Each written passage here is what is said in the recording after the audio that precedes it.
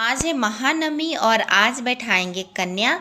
तो कन्या 9 बैठाएंगे और एक भैरव बाबा। तो सारी तैयारी हो गई है और ये सब कुछ मैं सुबह में ही की हूँ क्योंकि कल मैं नहीं कर पाई थी और कल मैं कहीं चली गई थी। आप सबको जहाँ गई थी वहाँ का ब्लॉग मैं कल डालूँगी, आज नहीं डाली हूँ।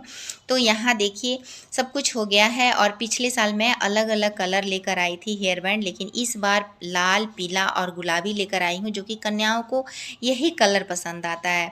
तो सारी तैयारी हो गई है। सबसे पहले आप सबको जय माता दी, महानवमी की हार्दिक शुभकामनाएं। आप सभी को ऐसे ही माता रानी का आशीर्वाद हम सब पे सदैव ही बने रहे। तो अब प्रसाद बनाने की बारी आ गई है, चलिए प्रसाद बनाते हैं।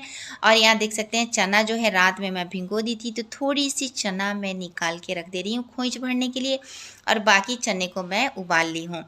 चना बहुत अच्छे से जब उबल गया था तब इसको 2-3 पानी से अच्छे से धो ली हूँ और थोड़ा सा आज लेट हो गई। ऐसे तो हर साल मैं सुबह ही उठकर कन्या खिला लेती थी, लेकिन कल मतलब कहीं जाने की वजह से काफ़ी हम लोग लेट पहुँचे घर, तो आज सारा काम लेट हो गया। और यहाँ मैं थोड़ी सी जीरा और थोड़ी सी काली मिर्च को कूट ली हूँ।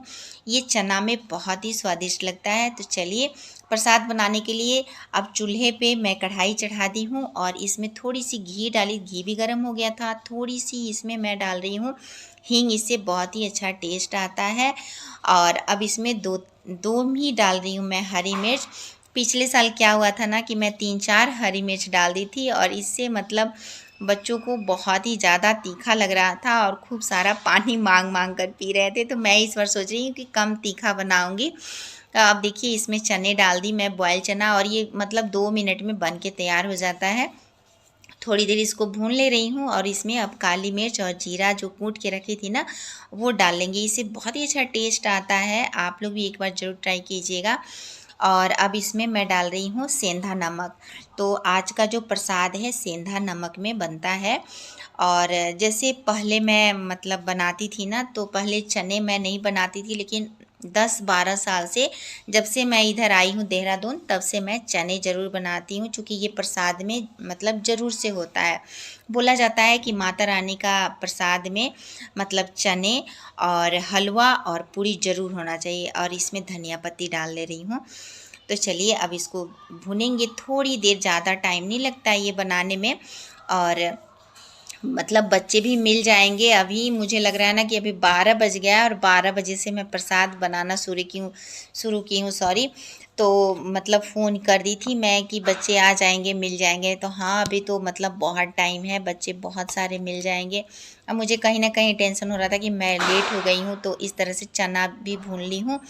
तो अब मैं यहाँ देखिए कि पूड़ी बना रही हूँ, और पूड़ी खोइच भरने के लिए भी बनाना था और साथ में कन्या के लिए भी बनाना था।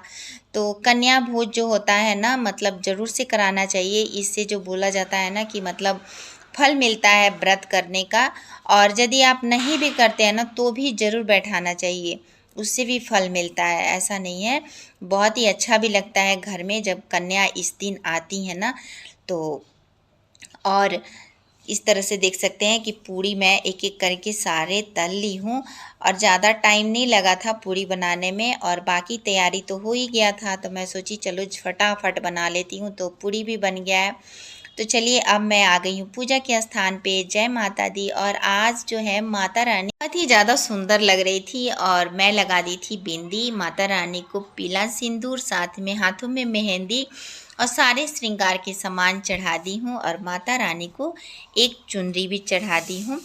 तो चुनरी को तो मैं उड़ा दी थी। और यहाँ देख सकते हैं पान, सुपारी, लौंग, इलायची, नारियल सब कुछ चढ़ा दी हूँ। और साथ में यहाँ अब मैं माता रानी को भोग लगा रही हूँ। तो हलवा और भुना हुआ चना है, तो इसको मैं अब भोग लगाऊंगी। और आज जो है खोइच भी मैं घर में ही भरूंगी, क्योंकि इतने सालों से 10-11 साल से मुझे कहीं कोई मतलब सातों माता का मंदिर नहीं दिखा है। हम लोग की तरफ ना जैसे सातों मैया का मंदिर होता है, तो यहाँ मुझे अभी तक समझ में नहीं आया है, या हो सकता है मुझे पता ना हो।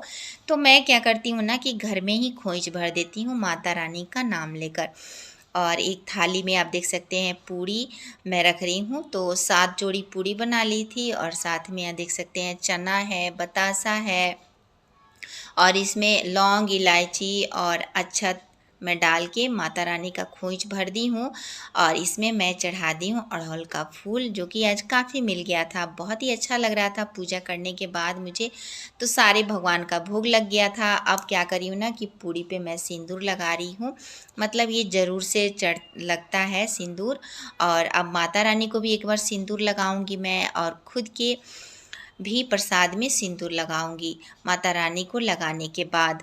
तो इस तरह से मंदिर में भी पूजा कर ली हूँ और यहाँ माता रानी से खूब सारा आशीर्वाद ली और माता रानी से बारंबार क्षमा मांग रही हूँ कि हे माता रानी, जो भी हमसे गलती हो गया हो उसे हमें बालक समझ के माफ़ कर दीजिएगा।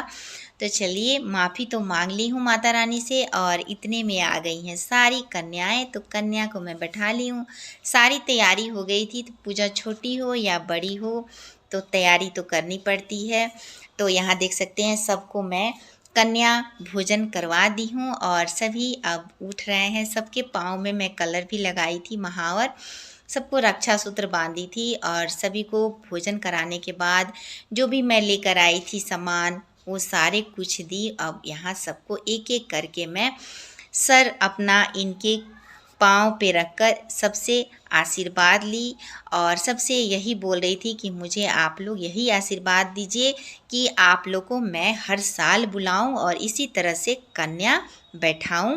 और 9 कन्या के बजाय आज 12 कन्या आई हैं, तो ये भी मेरे लिए बहुत सौभाग्य की बात है।